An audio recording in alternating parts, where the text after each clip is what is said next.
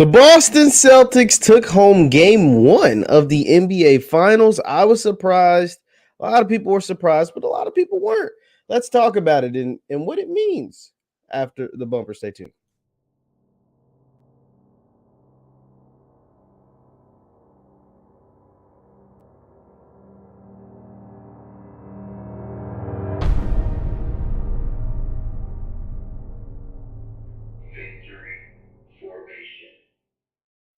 What is going on, everybody? What is going on, everybody? My name is JeffLightsYJr. Here with the Black Boss channel and Victory Formation. Thank you guys for tuning in. Be sure to hit the thumbs up button, like, share, subscribe, and notification bell because we upload every single day. The Boston Celtics are winners of game one of the NBA Finals. They took home a 120-108 win over the Golden State Warriors. And this came after Steph Curry lit them up for 6 threes in the first quarter. The Celtics were able to regroup after the first quarter, only down 4 points after the first quarter. Actually take the lead going into halftime. The avalanche, as the people call it, when Golden State just goes crazy in the third quarter. It happened, and they took that lead. They took a double-digit lead into the fourth after winning the third quarter 38-24.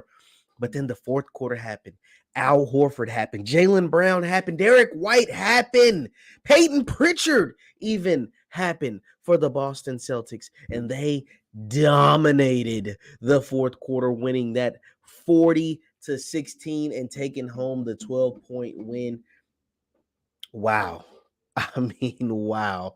Like I said, to overcome a 21-point first quarter from Steph Curry, which included him hitting 6 threes, to overcome that third quarter spurt that we know the Warriors are famous for doing. They always blitz people in the third quarter and give them hell coming out of halftime. That's a patented Warriors thing.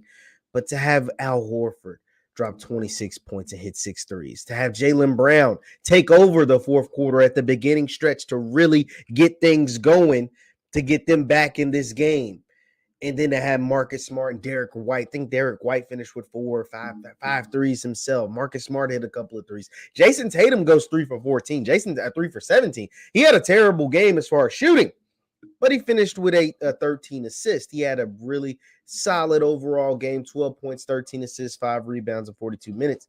Robert Williams did his part defensively with a couple of blocks, a couple of lob dunks, and the Warriors did what they were supposed to do, even though they got 0 out of Grant Williams, when we known he's been able to make some big shots.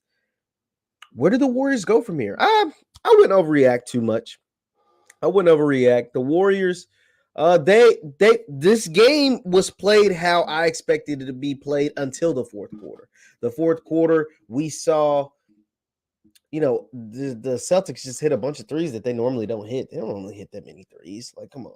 They don't normally hit all of them. Al Horford, 6 threes, really? Derek White, 5 threes, really? No, this game was being played up until the fourth quarter when they just kind of went crazy. How I expected it to be played. Steph to do his thing, the Warriors to hit timely shots. The thing that Boston will be able to continue to do throughout the rest of this series, though, is play physical.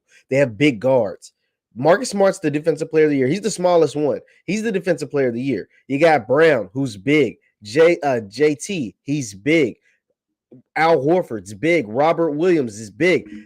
The Warriors, their whole offense about free motion offense, getting shots off. We know they can go cold from the three-point line, but if Klay doesn't play that well, which he played, he didn't play like nothing. You can live with Andrew Wiggins taking shots. You can live with Draymond Green, who went 0 for 4, taking shots. Staying attached to Steph's hip, bumping him, pushing him around, getting real physical with him. That's what Ime said after the first quarter. They did an interview with Ime after the first quarter. Lisa Salters did for ESPN, and she was like, yo, what do you do? Steph's kind of going crazy right now. What do you do? He said, no, we got to get more physical with him. We got to let him feel us. He has to be able to feel who we are. And he gets a donut in the second half. He goes, doesn't make any points in the fourth quarter. That is the part of the Celtics game that will allow them to be successful in this series. This series is going to be tough. The Warriors are going to win game 2. Let's not tweak. They're not going to lose 2 games in San Francisco. It's not happening. They're going to win game 2, but the Celtics did what they were supposed to do, and now they know that they can get physical with Steph. And I hate to say it about the Warriors, man, but a lot of times when it comes to Golden State, and this is why people give Steph a hard time in the finals, because Steph and Golden State, they always do great in the third quarter, no matter whether winning, losing, whatever. But when the game is tight, when clutch shots need to be made, if they're not made by Klay Thompson, then they don't normally get made. Kevin Durant's gone.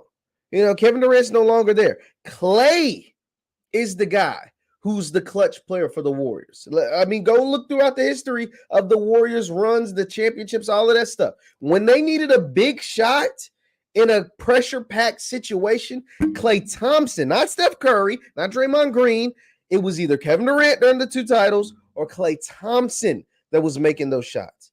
Well, if Klay's not Klay yet, or if Klay's not the one making those big-time shots close in the game, because some of those shots should have been made in the fourth quarter and Steph just couldn't give it to you, then they're going to be in some trouble. They lost this game and Tatum went 3 for 17.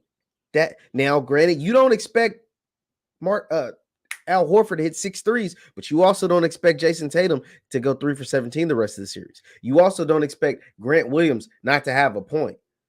You know what I mean? Like, yeah, some things will resort back to the means, but Tatum is going to play better. Jaylen Brown went 2-8 from 3. He didn't shoot well from the 3, but in the fourth quarter, he got busy. In the fourth quarter, he let it be known. Jordan Poole is a liability on defense. So now instead of just having to cover up for Steph on defense, if you have Jordan Poole, how Pat Bev said some people are cones. Jordan Poole is a cone. He is, Jaylen Brown looks at Jordan Poole, he starts salivating. The man starts slobbing because he's barbecue chicken every single time Jordan Poole's in front of him. Hell, Derek White starts salivating when he saw Jordan Poole.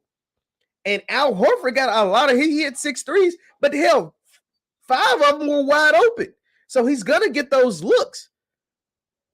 Warriors are going to adjust. They're going to make some adjustments. But losing that game with Steph starting the way he started and Tatum shooting as poorly as he did, it's got to make you concerned. The defense of the Celtics ain't going nowhere. They held the Warriors to 16 points in that fourth quarter. A couple of those buckets were made after the game was already decided. So they really held, that defense, that travels clearly. Warriors going to have to make some adjustments, man. Some people going to have to step up outside of Curry. Klay, paging Klay Thompson. Everybody was loving Andrew Wiggins. Hey, you need to get some buckets, big dog. And let's see what happens moving forward. I picked the Warriors in 6. My prediction before the finals was Warriors in 6.